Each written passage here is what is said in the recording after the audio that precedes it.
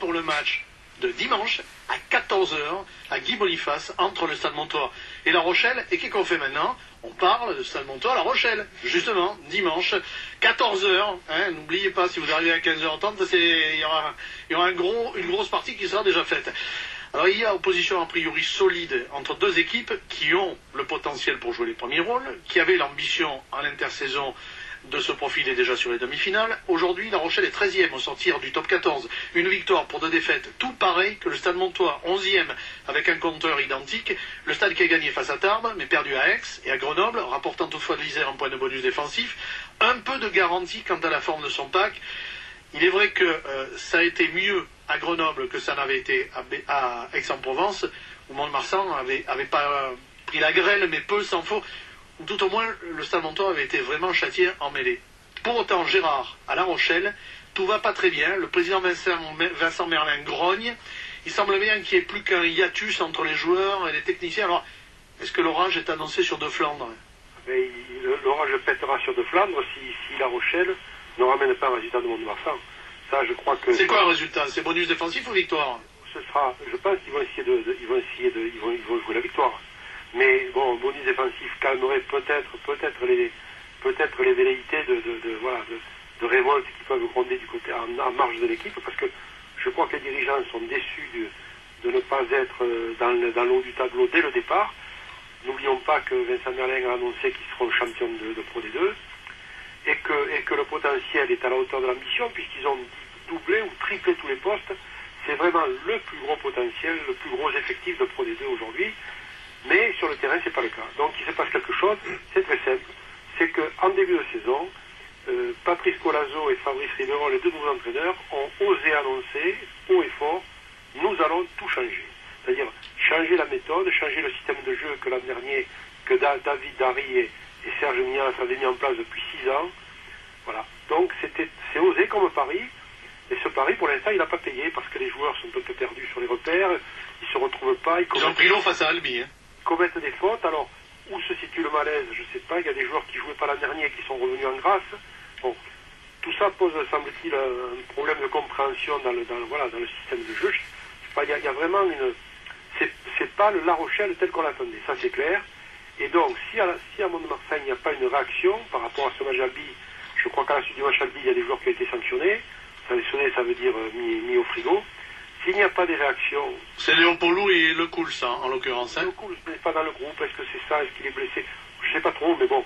Le groupe annoncé est élargi. Je pense que oui, certains joueurs n'y seront pas. Là, s'il n'y a pas réaction demain chez les Montois, je pense qu'à La Rochelle, il pourrait y avoir plus que de la grogne. Là.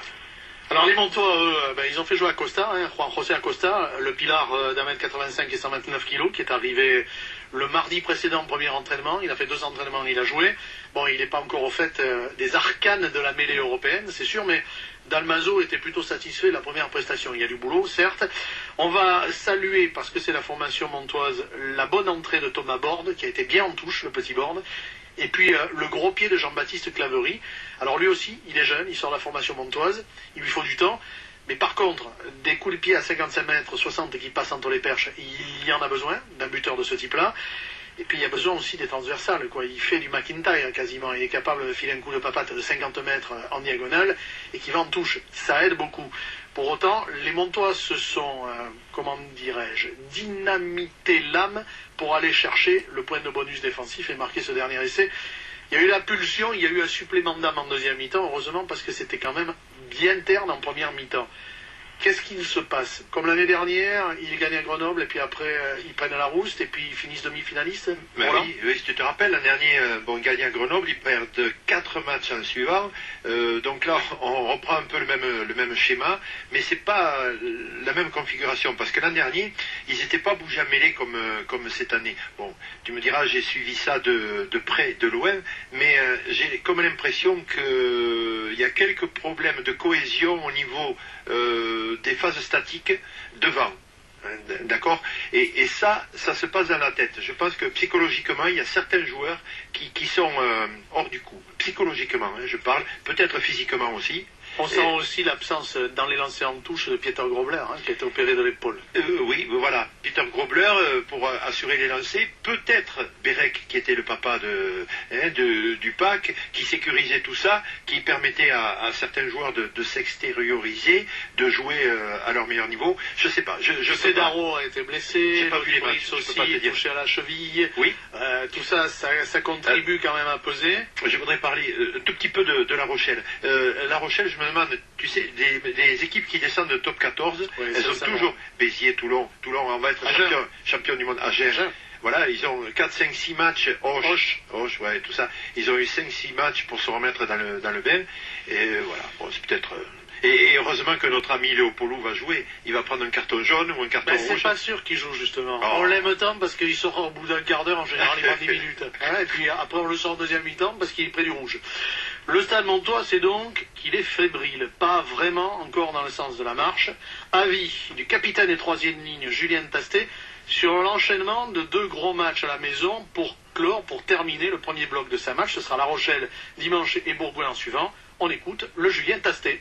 On fait trop de fautes dans notre jeu, on coûte des pénalités et après il y a un manque de lucidité de notre part. On se précipite un peu, on veut jouer vite chez l'adversaire et puis on prend le contre-coup derrière. Ces petites fautes font qu'on perd le match.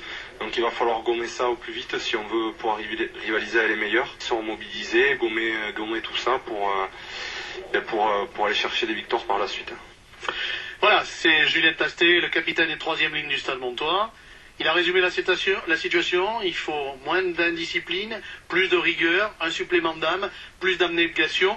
Le groupe Acosta, donc Arayet, Baleina Dogo, Blanchard, Borde, Bretous, Cabane, Cedaro, Chedal-Bordu qui revient, Claverie, Diane, Durquet, Duvalet, Fiorini, Jackson indispensable, Jager, Matanga, Menini, Ormaechea, Felippono, c'est aussi un jeune qui sort du centre de formation, Senio, qui revient lui aussi, Tastet, Taolanga, Urruti, Vignotuquet qui revient. Le retour d'Antoine Vignotuquet en numéro 10, il était plus qu'attendu par Stéphane Prosper et Marc Dalmazo. Il était blessé, Antoine Vignotuquet, on sait qu'il est fragile. Mais qu'est-ce qu'il a apporté la saison dernière? Et Marc Dalmazo me disait encore l'autre jour, on a besoin de ce joueur qui attaque la ligne, qui est capable de désarçonner la défense par des initiatives un peu déroutantes pour l'équipe adverse et qui, comme la saison dernière, permet aux galopeurs derrière de trouver des brèches et de passer. Et il a la panoplie complète du demi d'ouverture. Bon, les coups de pied décroisés, il s'engage, il prend la ligne. Ce qu'on appelle prendre la ligne, il va provoquer son adversaire. Donc c'est un peu déroutant pour l'adversaire. Et puis ça lance ta ligne de 3/4. Après, c'est aussi un buteur. Il est courageux en défense. C'est pour ça qu'il est souvent blessé, parce qu'il est quand même pas... Il est comme Parra, c'est pas un monstre. C'est pas un ingrat, hein? Oui, non, il y va, il laisse pas sa part au chat. Bon, donc il énorme. Il a un panoplie offensif, défensif du demi d'ouverture. Puis il a un truc qui me plaît beaucoup, c'est un joueur intelligent, c'est un homme intelligent. Oui. Il part souvent petit côté fermé, pour induire un comportement de la défense, pour après laisser de l'espace sur le grand côté pour donner à ses coureurs, à ses centres. Et chaque fois qu'il le fait, c'est opportun. Bon, les garçons, oui, Gérard? Non, je dis c'est très embêtant que tu l'aies remarqué, parce que ça veut dire que les adversaires à la vidéo ils ont dû le voir aussi. Oui, mais en même temps, l'année dernière, évidemment que les adversaires l'ont vu. Si moi je le vois, les techniciens ils le voient encore plus et plus vite, évidemment. Mais il n'empêche quand même que l'année dernière, il les a emballés régulièrement, quoi, hein, avec ces petites chaloupes. Gérard, ça veut dire que quand tu as la panoplie complète, tu es imprévisible pour l'adversaire. Non, mais c'est vrai. Je crois que c'est ce que tu disais, Roland.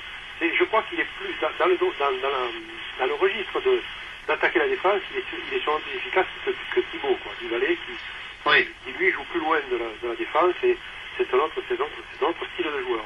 Qui joue beaucoup plus au pied, beaucoup plus en chandelle. Hein. Et il se tient en profondeur. Ouais. Donc pour lancer la ligne de 3/4, tu peux pas. Non, parce que le rugby moderne, il faut porter le ballon. Ça dépend des matchs. Quand même. Oui. Bon, les enfants, pour finir l'émission, 4e journée de Pro D2.